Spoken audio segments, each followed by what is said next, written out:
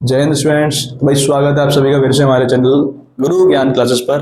आपका शर्मा सर आपको फिर से पढ़ाने आ गए भैया ट्रिग्नोमेट्री। तो इस ट्रिग्नोमेट्री को समझने के लिए हमने पिछले भी एक लेक्चर बनाया था जहां हमने ट्रिग्नोमेट्री के फॉर्मूलाज के बारे में डिस्कस किया था। बच्चों आज की क्लास में हम बात करेंगे ट्रिग्नोमेट्री के कुछ इंपोर्टेंट क्वेश्चंस के बारे में। क्वेश्चंस कुछ ऐसे हैं जो बोर्ड एग्जाम में अच्छा वेटेज रखते हैं, आने की पॉसिबिलिटी बहुत ज्यादा है।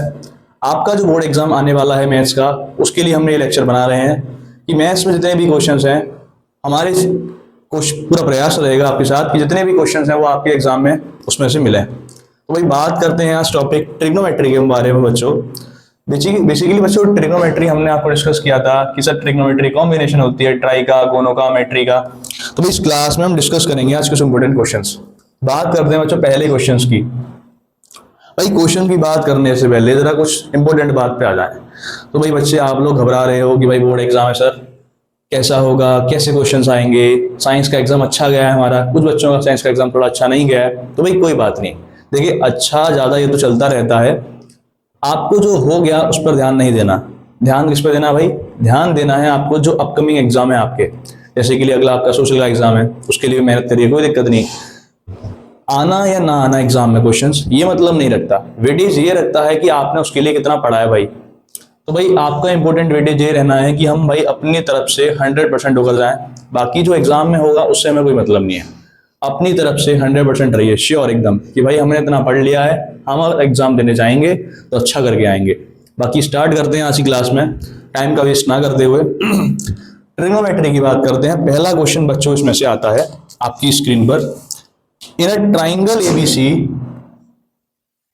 In a triangle ABC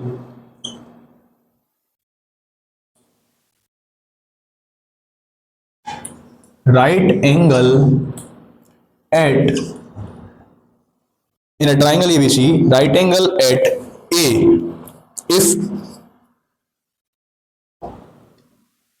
if AB is equals to 12,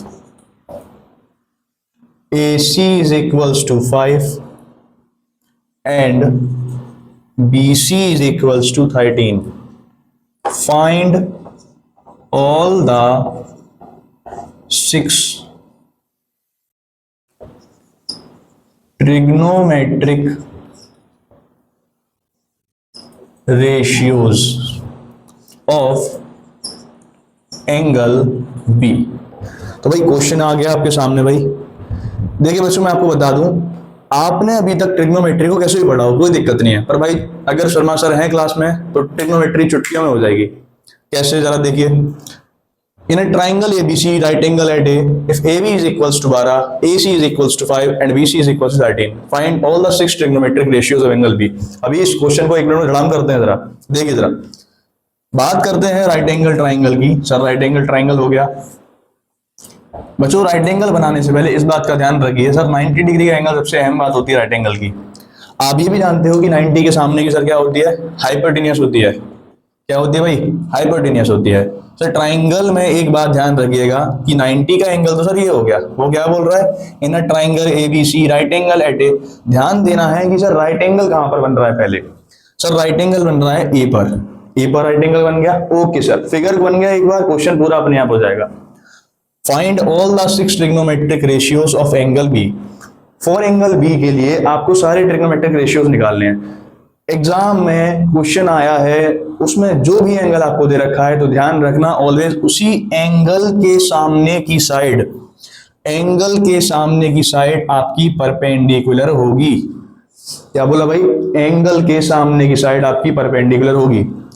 पहले क्वेश्चन में जरा थोड़ा ब्रीफ में समझ रहे हैं, बाकी हम टाइम नहीं लेंगे ज्यादा। A B C, A B C triangle हो गया। महत्वपूर्ण ये रहता है बच्चों कि सर राइट एंगल किस पे बना हुआ है, बाकी आप नेमिंग कैसे भी कर सकते हो, कोई दिक्कत नहीं है। आपका ए 90 बना हुआ है, ओके सर, बी सी ये हो गया। बाकी सर नेमिंग कैसे करते हैं? परपेंडिकुलर क्या होगा, एच क्या होगा, बी क्या होगा। तो सर मैं आपको बता दूं, पहली बात एंगल बी के लिए बात कर रहा था, तो बी के सामने का जो साइड होगी वो उसे परपेंडिकुलर बोलते हैं। परपेंडिकुलर ये होगी सर 90 के सामने की सर बड़ी साइड होती है, जिसे हम हाइपोटेन्यूज के नाम से जानते हैं। सर पी हो गया, एच हो गया, बची साइड को आप बी बोल दोगे बेझिझक, कोई दिक्कत नहीं भाई।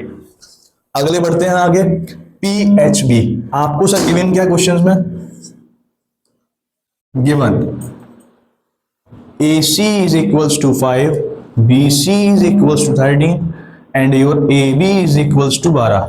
सर आपको AB दिया है 12, सर आपको BC दिया है कितना, BC दिया है आपको 13 एंड सर AC दिया है 5। कितना दिया है सर, 5 दिया है।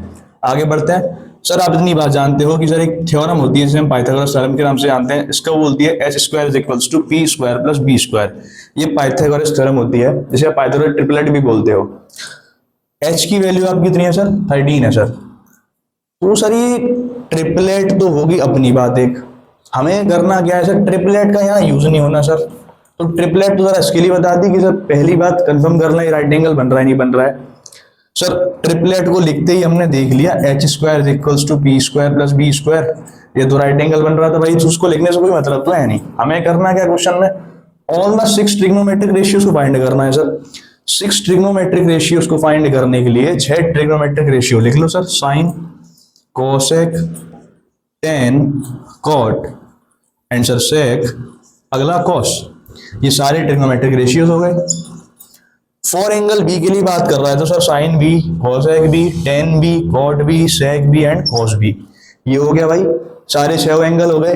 सबकी वैल्यू आपको बताइए, साइन की होती है p अपॉन एच, कोसेक की होती है h अपॉन बी, टेन की होती है p अपॉन बी, कॉट की होती है b अपॉन बी, सेक की होती है सर क्या, सर जो कॉस की होती है यानी b अपॉन एच, इसका h upon B. Sine, cosec, tan, cot, sec, cos, ये सारे 6 रेशियोज हो गए हमारे। सर पी, आप सर इतनी बात ध्यान रखना, क्या भाई सर बी के लिए पूछा है तो बी के सामने की परपेंडिकुलर होगी। अगर सर सी के लिए पूछता तो सी के सामने की परपेंडिकुलर हो जाती। बी के लिए पूछा है तो बी के सामने की परपेंडिकुलर, और सी के लिए पूछे तो सी के सामने की परपेंडिकुलर। आगे बढ़ते हैं, P और H, भाई P कितना दे रखा है आपको 5, H कितना दे रखा है 13, साइन हो गया 5/13। सर साइन का उल्टा कोसेक होता है भाई, तो 13/5 13/5। टेन होता है sir P upon B, sir P कितना 5, बेस कितना 12, 5/12 हो गया। आगे बढ़ते हैं सर, कॉट क्या होता है सर, कॉट टेन का उल्टा होता है, पढ़ा है हमने, 12/5 एंड 12/5। सर सेक क्या होता है h अपॉन बी, ये b अपॉन h। h कितना दे रखा है सर आपको, h दे रखा है 13, बेस दे रखा है 12, मतलब 13/12 यानी 13/12। ये हो गया सर। सर सेक कॉस का उल्टा होता है, कोसेक का उल्टा होता है, तो ये हो गया 12/13 नहीं 12/13। ये आपके 6 रेशियोज आ गए सर। क्या आगे, पहला रेशियो आ गया आपका 5/13, अगला 13/5, 5/12 एंड 12/5, 13/12 और 12/13। ये सारी बातें इस क्वेश्चन में मैं कवर कर ली। इस क्वेश्चन को समझने के लिए देखिए जरा फटाफट, triangle ABC, right angle triangle है, ए बी बराबर 12, AC बराबर 5, BC बराबर 13।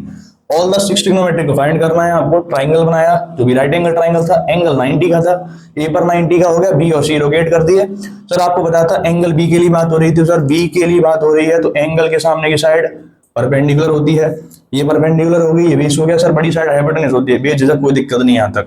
AC BC AB आपको दे रखा है, 6 रेशियो निकालने के लिए 6 रेशियो लिख लिए, उनकी वैल्यू ले ली, वैल्यू को पुट कर दिया, 6 रेशियोज निकाल लिए, यू गॉट योर आंसर। कर लीजिए फटाफट बेटा, ये भी समझ में आया होगा बढ़िया तरीके से आपको। स्क्रीनशॉट लीजिए इसका फटाफट, हो गया भाई। क्वेश्चन नंबर 2 पे बात करते हैं बच्चों। क्वेश्चन 2 कह रहा है आपसे, if cos theta is equals to 8/17 find other 5 trigonometric ratios. अगर आपको cos थीटा की वैल्यू दे रखी है 8/17, आपको बचे कुछ 5 ट्रिग्नोमेट्रिक रेशियोज आपको निकालने हैं।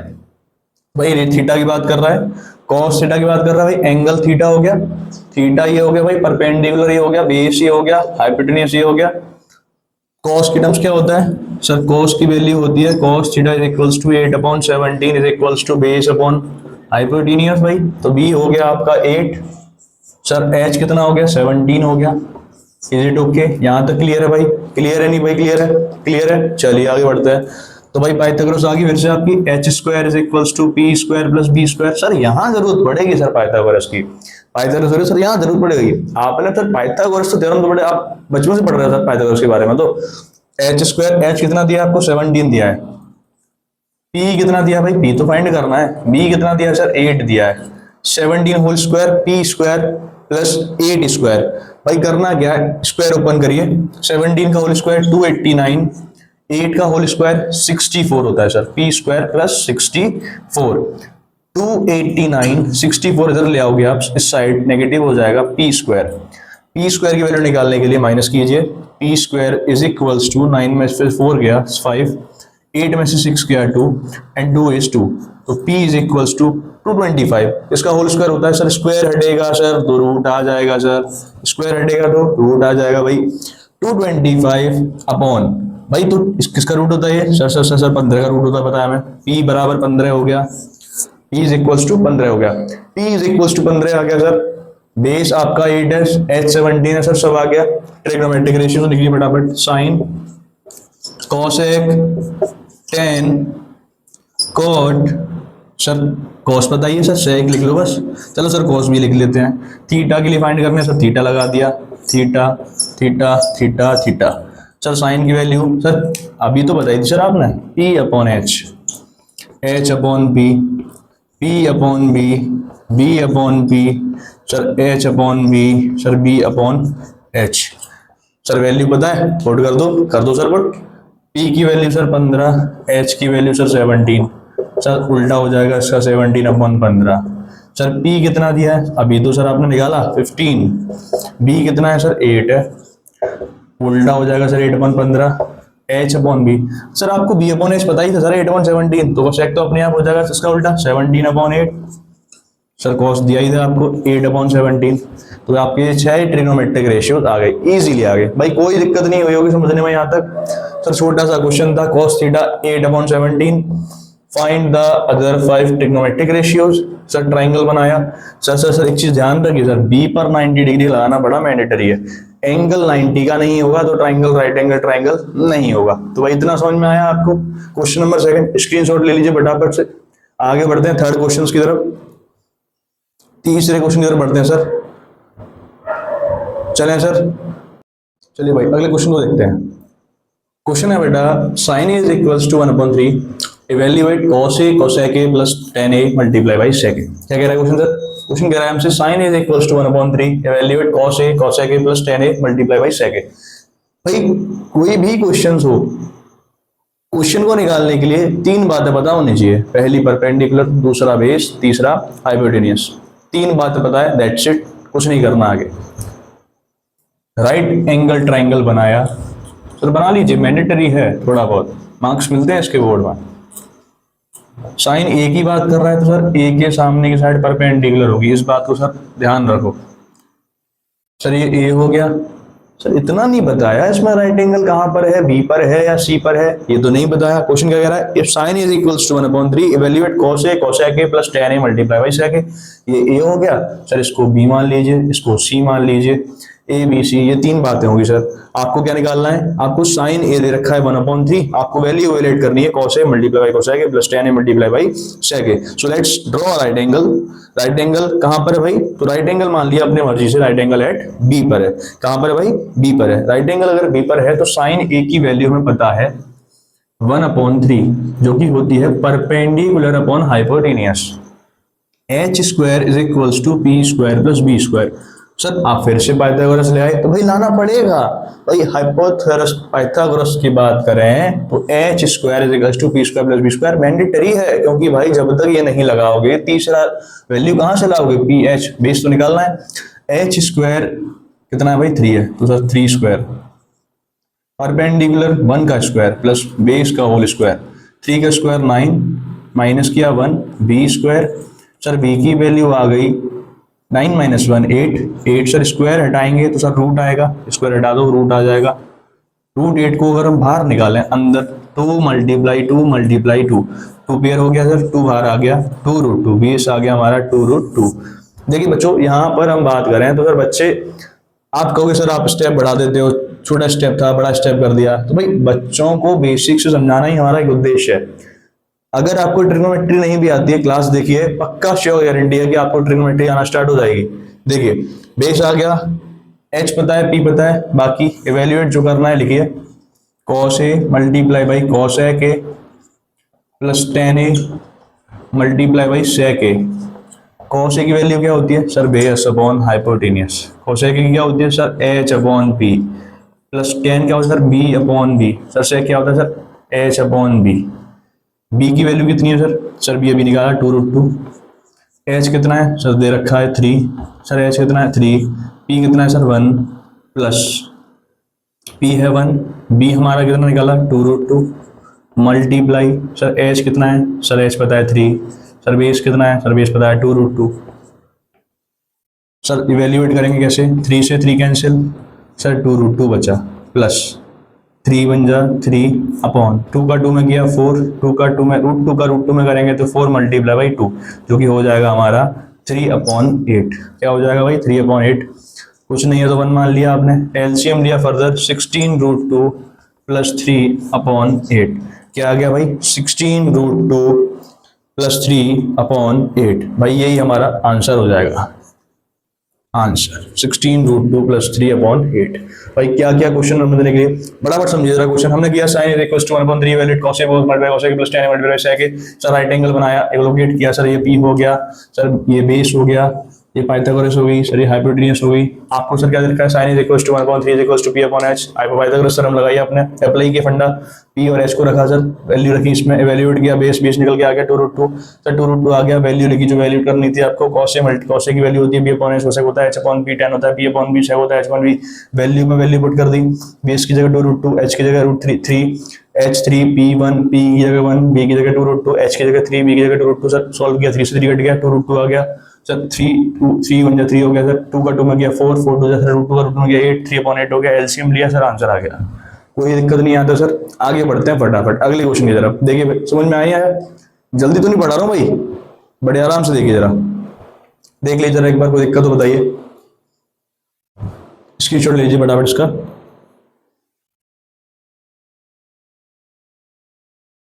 ठीक है भाई, अगला क्वेश्चन देखते हैं बच्चों। क्या कह रहा है question? In a triangle ABC right angle at C and angle A is equals to angle B, you have to find is cos A is equals to cos B और नॉट।